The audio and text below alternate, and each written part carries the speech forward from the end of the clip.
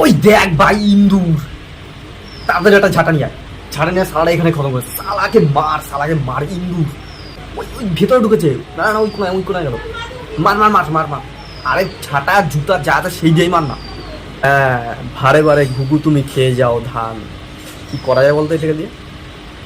না না কিছু করবো না, এটা জলে চুবিয়ে মারবো এটাকে, জলে চুবাই একদম পুরো ভেন্ডে এই পার থেকে ওপার চটকে দেবো এটা।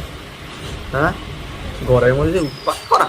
হ্যাঁ হ্যাঁ, ওই দেখ ভাই কি সুন্দর, কি কিউট একটা ইঁদুর। হ্যাঁ, মারবো কেন? বাট উল্টা পাল্টা কথা।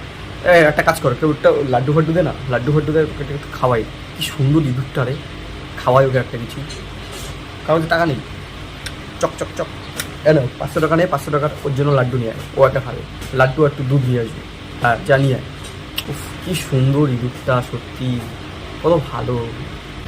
ও ভাই মারার কথা কেন বলছিস? মারবো না। এ ভাই আমাদের গণেশ ঠাকুরের বাহন, ভগবানের দূত, গণেশ ঠাকুরের বাহন, ও আমাদের সবার থেকে আপন, কেউ মারবো না।